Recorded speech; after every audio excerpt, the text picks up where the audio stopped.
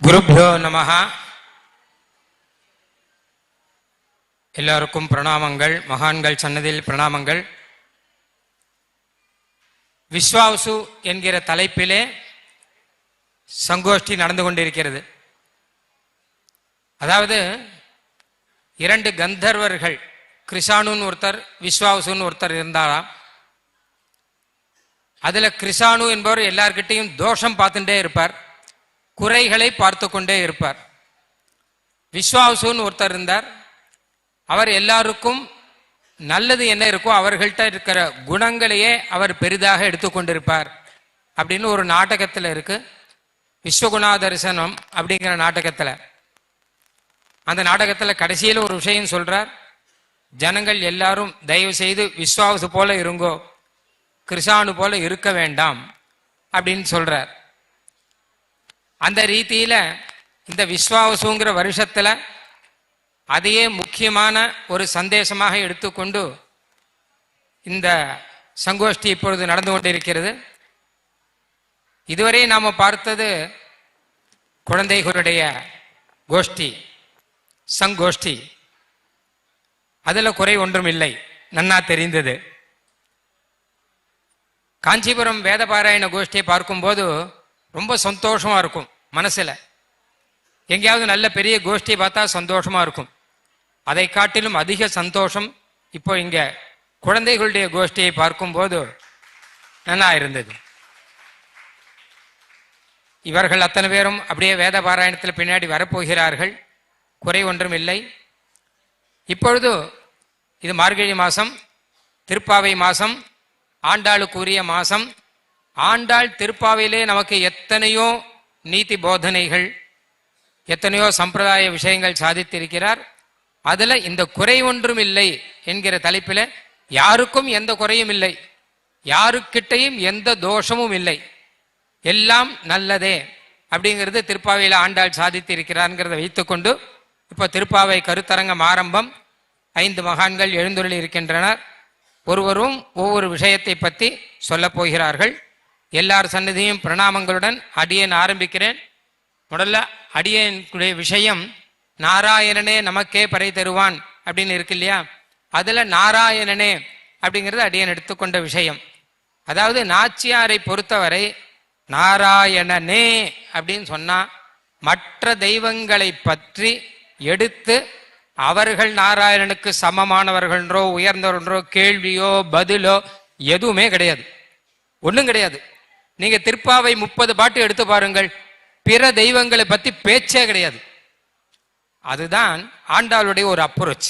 இதுதான் தோஷம் பார்க்காமை. நாம எதுக்கு எடுத்து களையணும்? நாராயணனே அதுல மொத்தம் முடிஞ்சு போச்சு.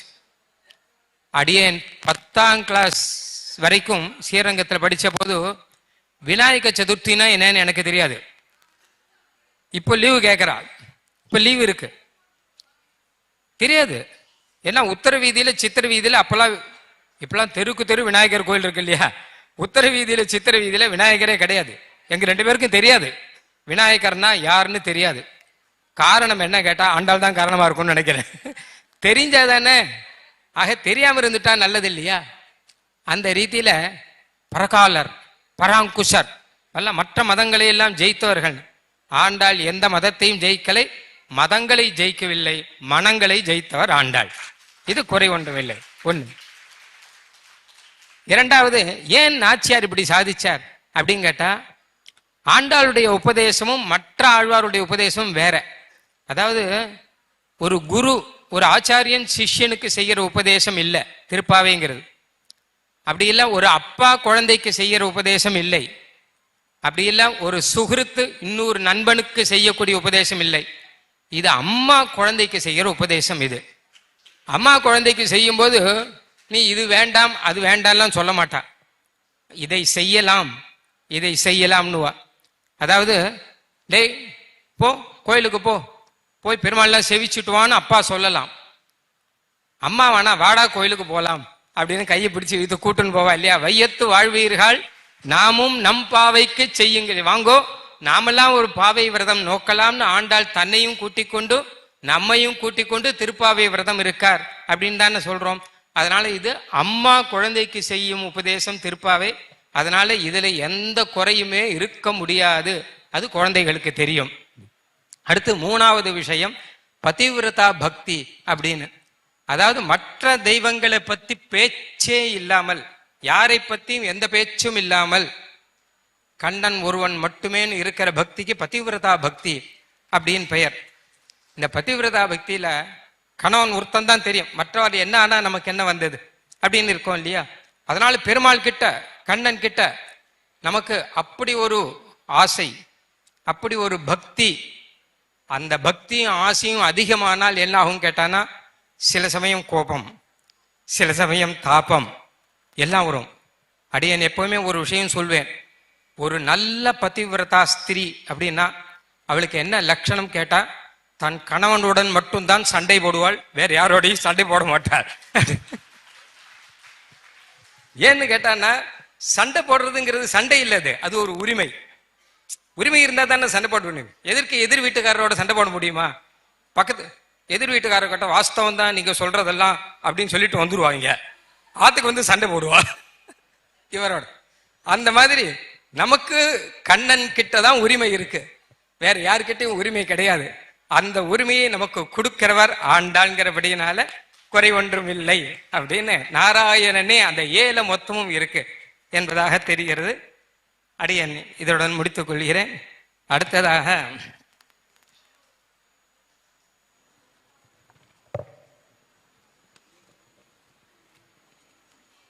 நம் பாவை, நம்ம சுவாமி தேவனார் வளாகம் சாரநாதாச்சார் சுவாமி நம் பாவை என்கிற தலைப்பிலே உபன்யாசம் நடத்துவார்.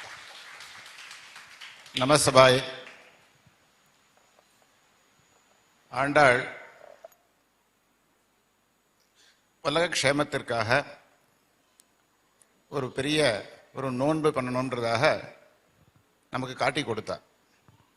நம் பாவை, அதை கொண்டு இதற்கு திருப்பாவைன்றதாக திருநாமமும் விட்டிருக்கான். பாவை பாவைன்னா என்ன? அது ஒரு வியாஜமாக நோன்பு நோற்பு எம்பெருமானை அவனுக்கு சென்று அவனிடத்திலே சென்று நம்முடைய சேஷத்துவத்தை உணர்த்தி அதுக்கப்புறம் அது யாவதாத்ம பாவியா இருக்கணும்ன்றதாக பிரார்த்திக்கிறது தான் அந்த நோன்பினுடைய பர்பஸ். அது ஒரு வியாஜம். ஆனால் உண்மையாக அதுக்கு என்ன ஒரு அப்ஜெக்டிவ், அதாவது அதுக்கு என்ன ஒரு குறிக்கோள் அப்படின்னு கேட்டாக்க, ததியரும் அவனும் வாழ்வதற்கு. ததியர்னா யாரு? எம்பெருமானுடைய பக்தர்கள். அந்த பக்தர்கள்லாம் வாழணும், உஜ்ஜீவிக்கணும் அப்படின்னா என்ன பண்ணணும்? எல்லாரும் ஒன்னா சேர்ந்து கூடி இருந்து குளிரணும். இந்த திருப்பாவை 30 பாசுரங்கள்ல கிட்டத்தட்ட 20 பாசுரங்கள்ல அவ பன்மையில தான் பேசுறா. அதாவது தன்னோடு மட்டும் பேசல, எல்லாரையும் சேர்த்து கொண்டு பேசுகிறாள். நாமும் நம் பாவைக்கு செய்யும் கிருசைகள் கேளீரோ வையத்து வாழ்வீர்கள் அப்படின்றதாக ஆரம்பிச்சு எல்லா இடத்துலையுமே சம்போதனம் பண்ணச்ச எல்லாருக்கும் சேர்த்து சம்போதனம் பண்றா. அப்படி ததியர்களாக இருக்கக்கூடிய பக்தர்களை பார்த்தும் அவர்கள் வாழ வேண்டும் என்பது ஒன்று குறிக்கோள். ரெண்டாவது, அவனும் வாழணும். பக்தர்கள் மட்டும் வாழ்ந்தா போராது.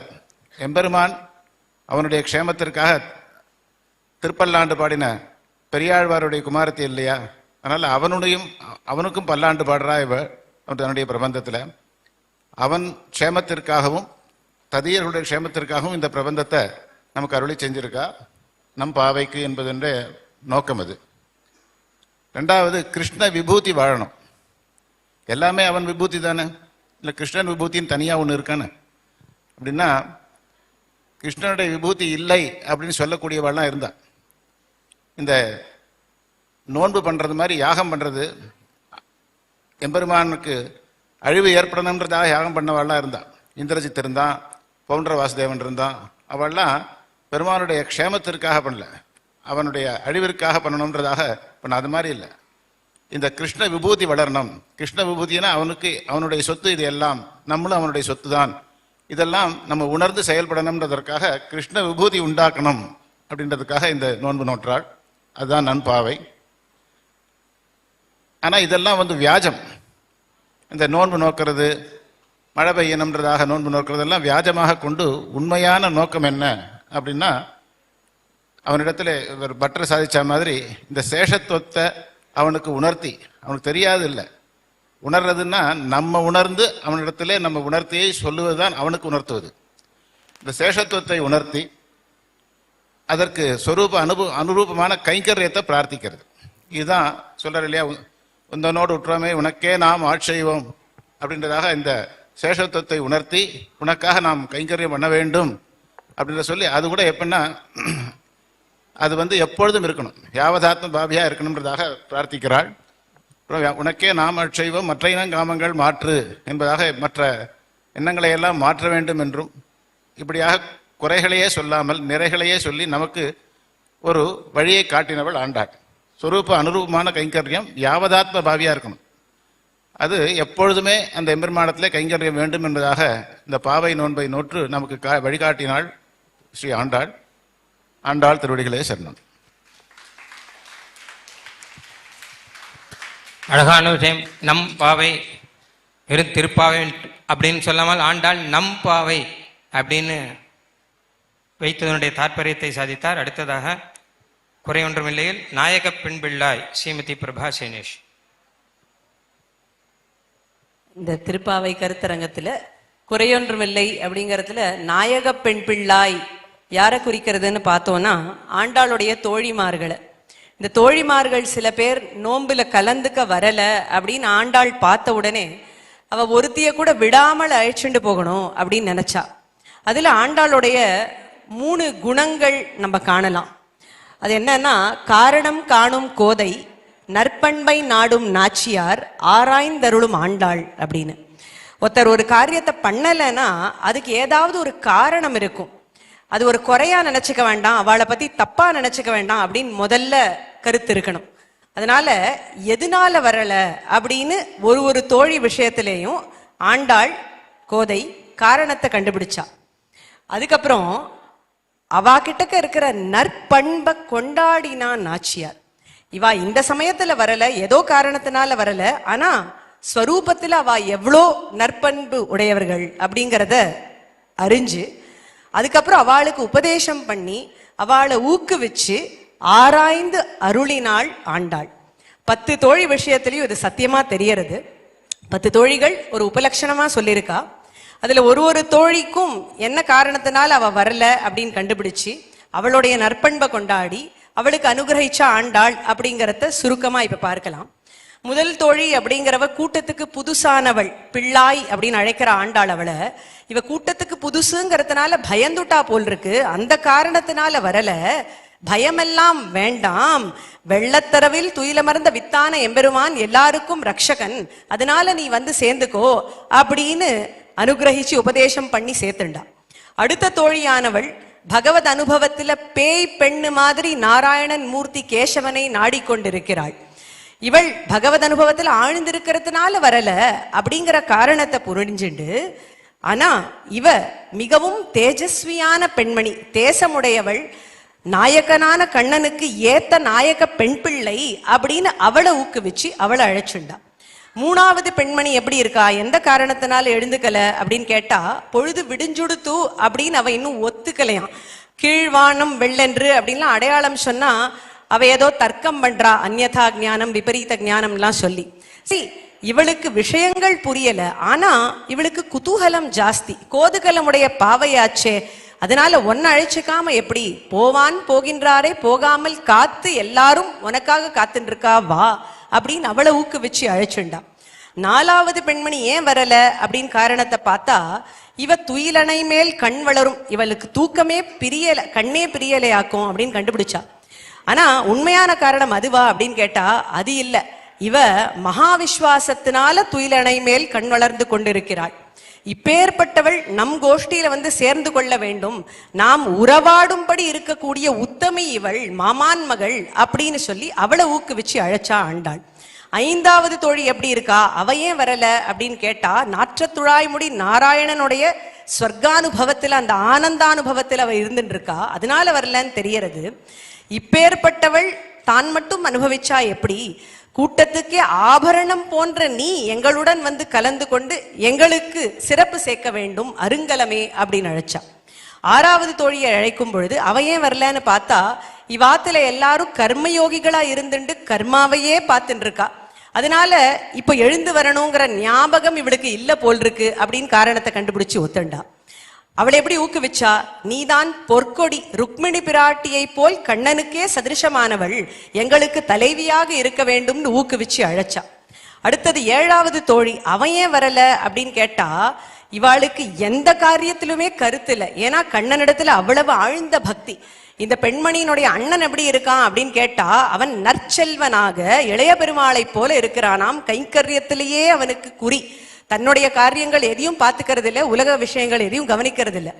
அவனுடைய தங்கையா இருக்கிறதுனால நீயும் இப்படி இருக்கியோ அப்படின்னு காரணத்தை புரிஞ்சுண்டா. அவளை எப்படி ஊக்குவிச்சான்னு பார்த்தா, நற்செல்வன் தங்கை இல்லையா நீ, நாங்க பாட போறது மனத்துக்கினியானான ராமனை நீ அல்லவோ வந்து சேர்ந்து கொள்ள வேண்டும் அப்படின்னு ஊக்குவிச்சு அழைச்சுண்டா. அடுத்தது 8வது தோழி, இவையே வரல அப்படின்னு கேட்டா, இவ தனித்து அனுபவத்துல இருக்கா. போதரி கண்ணினாய் என்று பெயர் கொண்டவள் அந்த புண்டரீகாட்சனையே தியானிச்சு தியானிச்சு அவளும் அத மாதிரியே ஆயிட்டாளாம். இப்பேற்பட்ட வசதியான நீ குள்ள குளிர குடைந்து நீராட வேண்டாமோ, எங்களுடன் வந்து சேர்ந்து கொள் அப்படின்னு ஊக்குவிச்சு அழைச்சா. 9வது தோழி, அவ என்ன சொன்னா அப்படின்னு கேட்டா, நேத்திக்கே சொல்லிருக்கா, நீங்கள்லாம் தூங்கிட்டே இருங்கோ, நான் தான் வந்து எழுப்புவேன் அப்படின்னு முன்னமே சொன்னாலாம் இந்த தோழி. நாவுடையவள், ஆனா இப்ப தூங்கின்னு இருக்காளே, அதனால இவளுடைய வாக்கு பொய்யா எடுத்து அப்படின்னு ஹேளனம் பண்ணினாளா, நிந்திச்சாளா? இல்ல, இவளுடைய பகவத் அனுபவத்தை அங்கேயும் மதிச்சு, நீ நாவுடையவள், நங்கை, குணபூர்த்தி உடையவள், எங்களோட வந்து சேர்ந்து கொள் அப்படின்னா. கடைசி தோழியினுடைய பெரிய நற்பண்பு நானேதான் ஆயிடுக அப்படின்னு அவ சொன்னதை கொண்டாடி அவளையும் எழுப்பி ஆண்டாள் எல்லாரையும் சேர்த்து கொண்டாள்.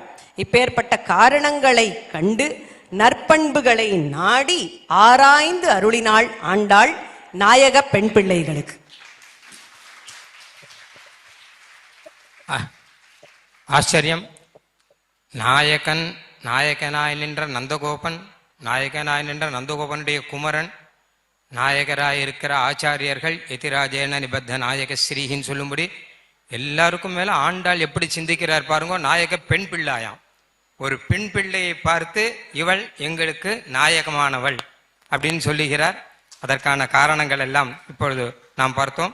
அடுத்து சுவாமி லட்சுமி நரசிம்மாச்சார் சுவாமி குறையொன்றுமில்லாத கோவிந்தா அப்படின்னு அதை வச்சு யாருக்கும் எந்த குறையும் இல்லை திருப்பாவை பொறுத்தவரை. அப்போ கோவிந்தன்ட்ட போய் குறை இருக்குமா? ரொம்ப பிரசித்தமான வார்த்தை குறையொன்றும் இல்லாத கோவிந்தன். சுவாமி சாதிக்க போற இங்க இருக்கிற பெரியவா எல்லாரையும் தண்ட சமர்ப்பிச்சுக்கிறேன். குறை ஒன்றும் இல்லாத கோவிந்தா. அந்த கோவிந்த சப்தம் பல இடங்கள்ல பாசுரங்கள்ல பிரசித்தம். கோவிந்த சப்தம் கிருஷ்ணனுக்கு இருந்தாலும் ராமனையும் சொல்ற வழக்கம் உண்டு. அந்த ரீதியில லோகத்துல ஒரு வார்த்தை உண்டு, நாகுனி குணினம் வேத்தி குணி குணிஷு மத்சரி குணீச்ச குணராகீச்ச சரளோ விரலோ ஜனஹா அப்படின்னு. குணம் இல்லாதவனுக்கு குணம் இருக்கிறவனுடைய பெருமை தெரியாது. குணம் இருக்கிறவன் இன்னொரு குணம் இருக்கிறவங்க கிட்ட பொறாமப்படுவான். அதனால தானும் குணவானா இருந்து குணராகியா இருக்கிறவன் ரொம்ப விரலன் லோகத்துல அப்படின்னு சொல்ற வழக்கம் உண்டு. பெருமாளுக்கு இந்த வியாக்கியானம், இந்த குறை ஒன்றும் இல்லாத சப்தத்துல வியாக்கியானம் பண்ண பொழுது பெரியவா பலவிதமா அர்த்தம் பண்ணிருக்கா. வைகுண்டத்துல இருந்த விட இங்க வந்து குறை போச்சு, நீர்மைய சௌலபியத்தை காட்ட முடிஞ்சது அப்படின்னு பண்ணிருக்கா. ஆனா மற்றவாளிடத்துல குறைய கண்டுபிடிக்கிறதுங்கிற குறை இல்லாதவன் பகவான் அப்படின்றத முக்கியமா சொல்லணும் இந்த இடத்துல. அதே வாசுதேவாச்சார சுவாமி இந்த தலைப்பை எடுத்தது காரணம், அவ தோப்பனார் பிரதி புனர்வசுக்கு பட்டாபிஷேகம் பண்ணிட்டு இருந்தவர். இந்த கோவிந்த சப்தத்தை ராமன் விஷயமாக்கினால் அயோத்தியா காண்டத்துல ஜனங்கள் சொல்றா ராமன் குறையே காண மாட்டான்றதுக்கு ஒரு ஸ்லோகம், பிரசித்த ஸ்லோகம் சொல்றா. அந்த ஸ்லோகத்துல அவ என்ன சொல்றான்னா, லோகத்துல நாம் ராமன் நஸ்மரத் அபகாரானாம் சதமபி ஆத்மவத்தையா, அதே கதஞ்சிதபி உபகாரேன ஏகேன கிருதேன ஏகேன துஷ்யதி அப்படின்னு சொல்றார். அதுல கதாச்சித்துன்னு மத்தவ பாடம் பண்ணிருக்கா, நம்ம பெரியவா கதஞ்சித்து அப்படின்னு பண்ணிருக்கா. கதாச்சித்துன்னா எப்பயோ ஒரு தடவை யாரோ ஒருத்தர் ஒரு நல்லது பண்ணிட்டாருன்னா அதை ராமன் மறக்கவே மாட்டான் அப்படின்னு. அப்படி சொல்றதை விட கதஞ்சித்து அப்படின்னு சொன்னா இன்டென்ஷனலாவோ அன்இன்டென்ஷனலாவோ அவ உபகாரம் பண்ணணும்ன்ற எண்ணத்துல உபகாரம் பண்ணல, ஆக்சிடென்ட்லா உபகாரம் பண்ணிட்டான்னா கூட அதை ராமன் மறக்க மாட்டான். நாம லோகத்துல இன்டென்ஷனலா உபகாரம் பண்ணுவால மறப்போம், ராமன் ஆக்சிடென்ட்லா உபகாரம் பண்ணுவாலே மறக்க மாட்டான் அப்படின்னு. ஆனா தப்பை இன்டென்ஷனலா பண்ணதை மறந்துடுவான். ஒரு தப்பு இல்லை, அது தப்பு. நஸ்மரதி அபகாரானாம் சதம் சதம் 100 தப்பு இன்டென்ஷனலா பண்றதை ராமன் மறந்துடுவான். ஒரே ஒரு நல்லது ஆக்சிடென்ட்லா பண்ணதை அவன் மறக்கவே மாட்டான் அப்படின்னு சாய்கிறார். அதனால அப்படிப்பட்ட அந்த கோவிந்த சப்தத்துக்கு ராமன் அர்த்தம் பண்ணிட்டோம்னு சொன்னா குறை ஒன்றும் இல்லாதவன்றது தெரிகிறது. அது இந்த வருஷம் சதமான உற்சவம் அவருக்கு ஆனதுனால சொல்றேன், அந்த சுவாமியை கூட குணகிரகணம் தான் பண்ணணும்னு சாய்ப்பார். கோபநாத சுவாமி கூட அது எந்த பகவானை நாம உபாசிக்கிறோமோ அந்த குணம் நம்ம இடத்துல சங்கிரமிப்போம், எந்த ஆச்சாரியாருடைய குணம் சங்கிரமிப்போம், சிஷ்யா இடத்துல சங்கிரமிப்போம்.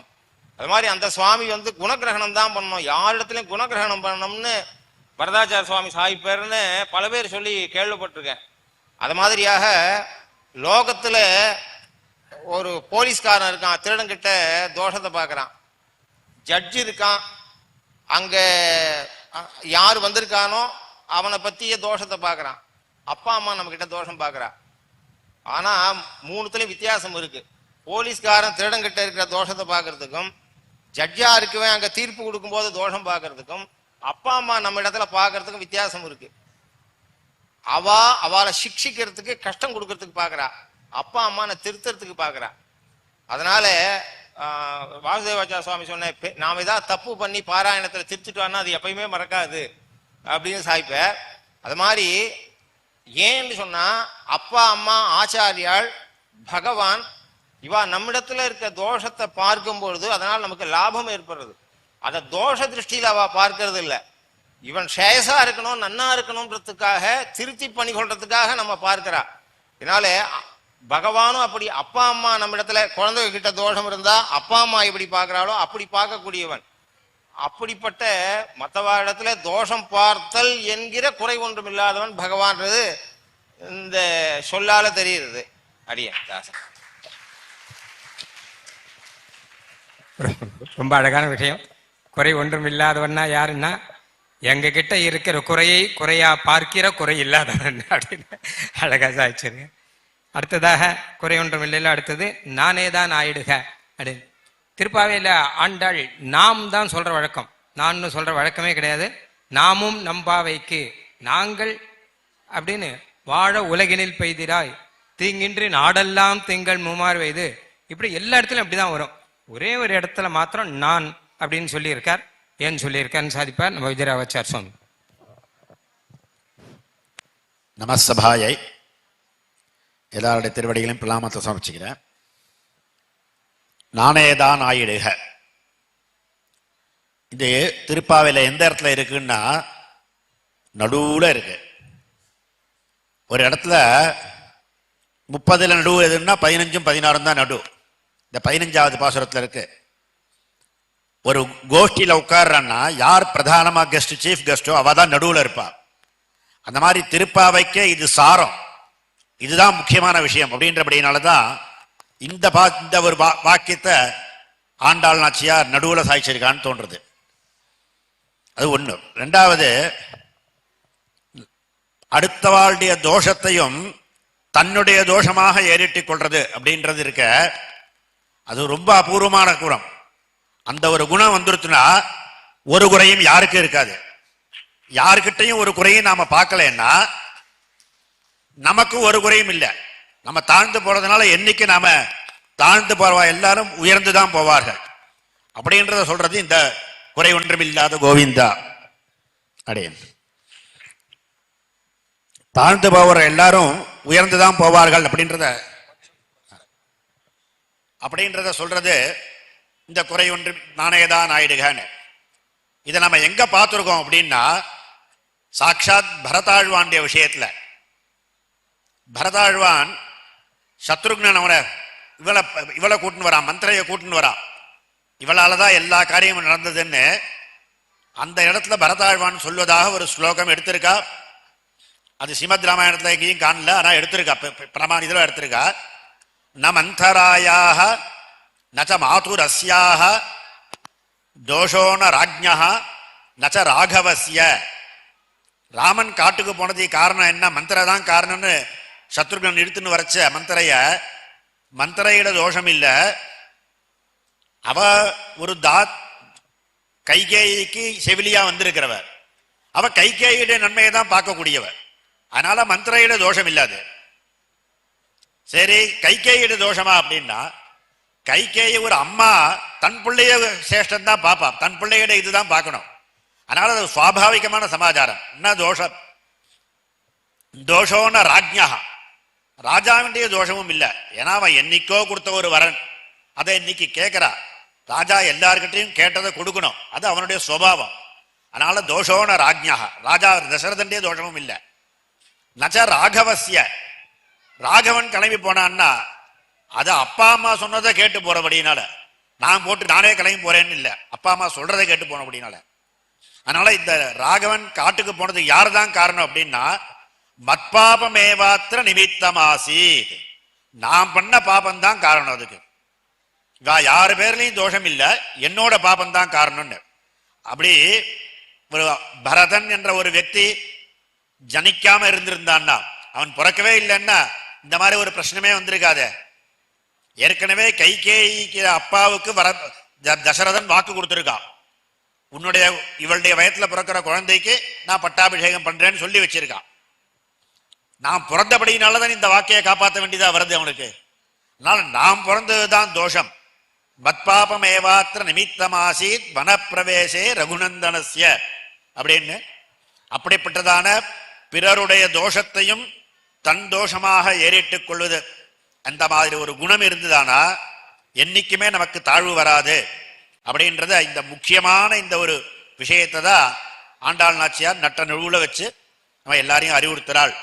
அதனால இதுல ஏதாவது தோஷம் இருந்தா எல்லாம் அது என்னோட காரணம் அப்படின்னு சொல்ற. தன்யோஸ்மி அனுகிரகீதோஸ்மி.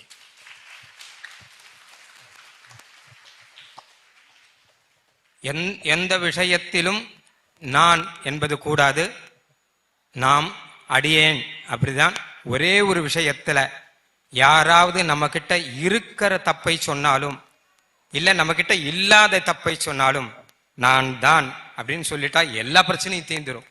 இதுதான் திருப்பாவினுடைய சாரம். நானே தான் சரி, நான் தான் இருக்கட்டும் அப்படின்னா எந்த பிரச்சனை வரத்துக்கே வாய்ப்பே கிடையாதுன்னு ஒரு உன்னதமான பாடத்தை இவர் சொன்ன மாதிரி நடு நாயகமாக வைத்து திருப்பாவை திருப்பாவையானது இந்த பாட்டு இந்த வரின்னு ஆழ்வார்கள் தான் சொல்லியிருக்கா. இப்படி ஆச்சரியமாக நடந்தது இந்த திருப்பாவை கருத்தரங்கத்தில். நல்ல விஷயங்கள். கன்க்ளூடிங் ரிமார்க்ஸ் சுவாமி. திருப்பாவைய வேதமனைத்துக்கும் வித்துன்னு சொல்றோம். அதாவது வைதிக கிரந்தம் மொத்தமே நமக்கு பகவானை பத்தி மட்டும் சொல்றதில்லை. லௌகிக கிரந்தங்கள்ல தான் பகவானை பத்தி இருக்காது. பகவானை பத்தி சொல்லக்கூடிய கிரந்தங்கள்ல அன்றாட வாழ்க்கைக்கு தேவையான விஷயமும் இருக்கும். அதனால மற்றவா கிட்ட எப்படி நடந்துக்கணும், அது மாதிரி கேளீரோ கேளீரோன்னு சப்தம் ஆண்டாள் அதிகம் சொல்றா. இன்னொன்று பெரியாழ்வாருடைய ஸ்ரீசூக்தியில் இருக்கக்கூடிய சப்தங்களும் ஆண்டாள் ஸ்ரீசூக்தியுடைய சப்தங்களும் அதிகம் இருக்கும். இந்த குறை ஒன்றும் இல்லாத, அது மாதிரி சற்றம் ஒன்றும் இல்லாத ஆழ்வாரும் பெரியாழ்வாரும் ஏறக்குறைய ஆண்டாளுடைய ஸ்ரீசூக்திகளில் இருக்கக்கூடிய ஒவ்வொரு சொல்லுக்கும் பெரியாழ்வார் பாசுரத்தில் ஒரு சொற்றொடரை பார்க்க முடியும். அப்படி இவ்வளவு குற்றம் ஒன்று இல்லாத கோவலர்தம் பொற்கொடிய குறை ஒன்றும் இல்லாத கோவிந்தா, அவரும் சற்றம் ஒன்று இல்லாத வன்கையினார்கள் அப்படி சாய்க்கிற வழக்கம் உண்டு. அதுலயும் இந்த கேளீரோ கேளீரோன்னு சொல்றார். அவரும் அதிகம் கேளீரோன்ற சப்தம் பெரியாழ்வாரும் பயன்படுத்திருக்கார். நங்கமீர் இதோர் அற்புதம் கேளீர், அது மாதிரி இவளும் நாமும் நம் பாவைக்கு செய்யும் கிரிசைகள் கேளீரோ அப்படின்னு சொல்றா. லோகத்துல சர்வேந்திரியானாம் நயனம் பிரதானம்னு சொல்லுவா. ஆக்சுவலா காது தான் பிரதானம். அது பொதுவா சொல்றது எல்லா இந்திரியங்களுக்குள்ள கண்ணு உயர்ந்ததுன்னு சொல்றதுக்கு காரணம் என்ன அப்படின்னு சொன்னா, கண்ணு இல்லாட்டா ஒரு போக முடியாது, ஒரு வஸ்துவை பார்க்க முடியாது, பெருமாளை சேவிக்க முடியாது, மற்ற காரியங்கள் நடக்காது அப்படின்றதுக்காக. கண்ணு இருந்துட்டு நல்ல விஷயங்கள் காதுல விழாம இருந்தா இந்த கண்ணே போகக்கூடாத இடத்துக்கு போறதுக்கு வழி காமிச்சிடும். அதனால காதை சுத்தமா வச்சுட்டு நல்ல விஷயத்தை கேட்டா விட்டுதான் கண்ணுக்கு பிரயோஜனம் உண்டு. இந்த ஸ்ருதியே கூட சொல்றது, ஸ்ரோத்திரம் வை சம்பத்து அப்படின்னு. ஸ்ரோத்திரம் லோகத்துல சுபாஷிதத்துல நாம் என்ன சொல்றோம் அப்படின்னா சர்வேந்திரியானாம் நயனம் பிரதானம்னு சொல்றோம். ஸ்ருதி ஸ்ரோத்திரம் வை சம்பத்துன்னு சொல்றது. வை சப்தம் போட்டு காதுதான் செல்வம் அப்படின்னு சொல்றது ஸ்ருதி. அதனால செல்வத்துள் செல்வம் செவி செல்வம் அச்செல்வம் செல்வத்துள் எல்லாம் தலை அப்படின்னு வள்ளுவர் அந்த ஸ்ருதியை மனசுல வச்சுட்டு ஸ்ருதியை மனசுல வச்சுட்டு பண்ணாரோ ஒத்து போறது ரெண்டும். ஆகையினால அப்படி கேளீரோன்னு சப்த பிரயோகம். அப்படி அபூர்வமா இந்த கருத்தரங்கம்னு சேர்த்து சொல்றதுன்னு இத்தனை வருஷமா நாம பல்லாயிரக்கணக்கான தடவை திருப்பாவைய படிச்சிருக்கோம், பிரவச்சனமும் பண்ணியிருக்கோம்.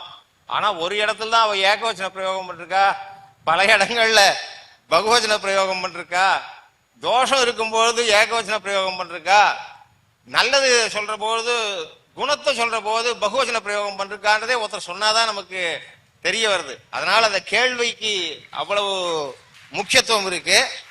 இப்படி எல்லாருமே நீங்க கூட குழந்தைகள் கூட தெரிஞ்ச அருளி செயல் தெரிஞ்ச ஸ்தோத்திர பாடங்கள்ல நீங்களே ஒரு கருத்தரங்கம் பண்ணா ஞானம் அபிவிருத்தி ஆகும்னு சொல்லி அடியேன் முடிச்சுக்கிறேன்.